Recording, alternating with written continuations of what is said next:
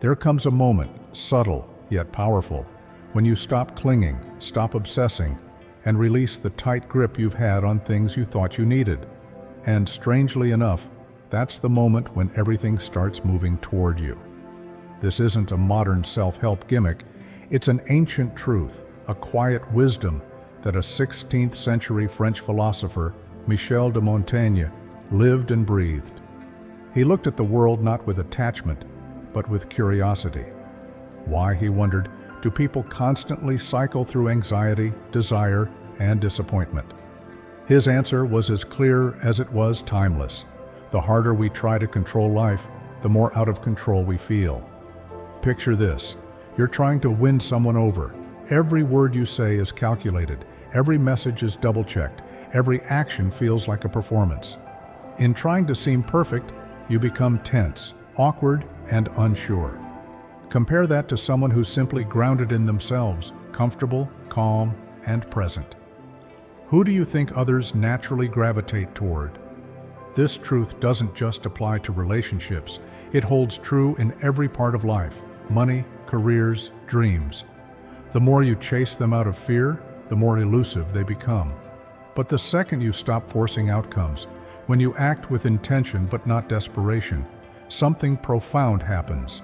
Life begins to unfold in your favor. Now, don't mistake this for laziness or apathy. Montaigne wasn't promoting a life of indifference. He was advocating for detachment, a letting go of rigid expectations. When you stop needing things to happen a certain way, you unlock freedom. Freedom from anxiety, freedom from self-sabotage, freedom from that quiet voice always whispering, "You're not there yet." There's a strange psychological twist in all this. The more effort you force, the less effective you become. It's called the law of reversed effort. The more you try to sleep, the more awake you feel. The more you try to be confident, the more self-conscious you get. The more you chase happiness, the more aware you become of your discontent. Montaigne noticed that those who constantly plotted, pushed, and panicked were often the most miserable. But the ones who learned to let go, to witness life instead of trying to control every inch of it, seemed to find joy with ease. Think back to a time when you wanted something so badly it consumed you: a relationship, a dream job, a specific result. That desperation created tension, and that tension repelled the very thing you wanted. Why? Because clinging energy comes from lack. You're broadcasting to life, "I don't have this, and I need it to feel whole." And life echoes that back. Now remember a time when things just happened. When you weren't searching, when you were simply in flow. People showed up, opportunities fell into place, magic unfolded, not because you forced it, but because you were aligned, open, and unburdened. This is the art of relaxed detachment. You still care, you still take action. But you're no longer strangling the outcome. You give your best, then trust that what's meant for you won't miss you. And paradoxically, that's when the impossible starts becoming possible. Here's the paradox: the more relaxed you become, the more power you seem to hold. True control doesn't come from controlling, it comes from alignment. Life, after all, is fluid. It's not a code to be cracked, it's a current to ride. Montaigne saw how people were prisoners in their own minds, trapped not by reality, but by their resistance to it. They believed joy and success were things to chase, always just out of reach.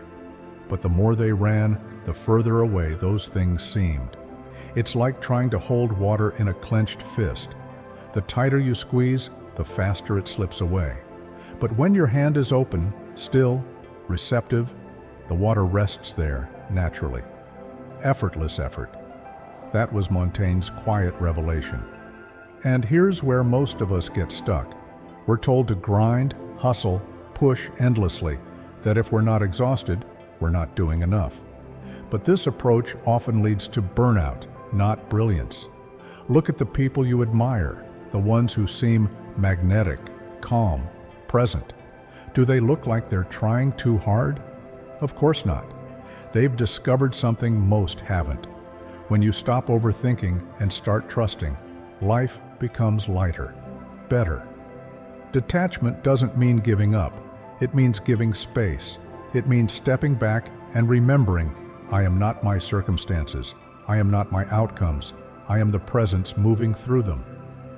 So what happens when you begin to live like this? When you stop forcing everything, stop clenching life with white knuckles, and just breathe? You realize the chaos was never outside. It was inside, created by you. The tension, the worry, the spiraling thoughts, they were never necessary. You step out of the storm and notice you were the one stirring the winds all along. We suffer most, not because of what happens, but because of how we resist what happens. That's what Montaigne saw so clearly. He observed people reliving conversations, obsessing over others' opinions, dragging around past regrets like anchors. But what if you simply stopped? Not in a reckless way, but with gentle clarity. What if you recognized, this mental loop isn't serving me, it's just noise? How much of your stress is based on events that haven't happened? How often do you suffer more in your imagination than in reality? Montaigne believed that the human mind creates its own suffering by trying to control what was never meant to be controlled. The path to peace, he said, is not through control, but through surrender. Take relationships. How many people chase love with such desperation that they sabotage the very connection they crave? They overanalyze texts, they fear rejection, they contort themselves to be liked. And the result? Distance, repulsion, because neediness repels. Desperation whispers, I'm not enough unless you give me something. And people feel that. But when someone shows up whole, no longer trying to be chosen, but already choosing themselves, they glow differently. They attract, not by trying, but by being. This isn't just about love. It's about everything. Your art, your purpose, your future. The more you grip, the more you block. The more you open, the more you receive. Think about a moment when you were truly present, deep in conversation, immersed in creativity, fully engaged. You weren't worried about outcomes? You were there. That's when your best self emerged. Montaigne believed that joy arises when we stop trying to squeeze life into our mold and instead let it surprise us. He saw that those who moved through the world with levity, humor, and ease, those who danced with uncertainty rather than bracing against it, they lived well. And here's the beautiful contradiction. The more you let go, the more things come together. The universe doesn't respond to force, it responds to flow. When you let go, space is created. And in that space, everything you've been chasing finally has room to arrive. Success, love, inspiration. They aren't hunted. They're welcomed. And Montaigne's message is clear. Surrender isn't weakness. It's wisdom. It's strategic. It's powerful. But if surrender brings peace and clarity, why do so many resist it? Because we're addicted to certainty, even when it hurts us. The mind craves what's familiar. It wants patterns. It wants control. Even if the familiar is painful, it feels safe. That's why people stay in jobs they hate, relationships that drain them, habits that no longer serve them. Montaigne noticed this too. He wrote that we suffer not from life, but from our refusal to accept life as it is.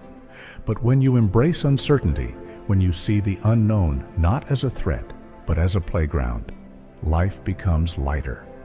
Look at artists, visionaries, creators. They don't resist uncertainty. They live in it. They experiment. They follow curiosity. They shift. They evolve. Think of Leonardo da Vinci. If he had insisted on one path, one label, one fixed plan, he wouldn't have become the Renaissance icon he was. He explored anatomy, painting, engineering, philosophy. Because he flowed with life instead of fighting it, he became limitless. Or take the greatest investors. They don't panic during crashes. They expect uncertainty.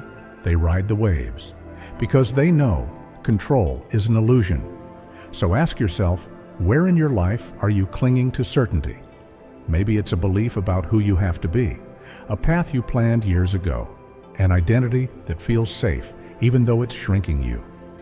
Montaigne once said, "A man who fears suffering is already suffering from what he fears." That fear of losing control? It's already costing you peace. When you let go of needing a specific outcome, you stop reacting. You start responding. You stop chasing. You start attracting. Life becomes a collaboration, not a competition. Montaigne wasn't offering abstract philosophy. He was handing us a way to live, a path free of mental warfare, free of unnecessary suffering. Because here's the truth, certainty is fake. But your ability to adapt, that's real, that's strength, that's freedom. And when you fully embody that, when you stop gripping and start allowing, life starts flowing in your favor. Not because some force outside you rewards letting go, but because your mind finally stops fighting itself. Stress dissolves, creativity expands, opportunities emerge. The moment you stop forcing is the moment things begin to fall into place. Because when you stop chasing life, life starts chasing you.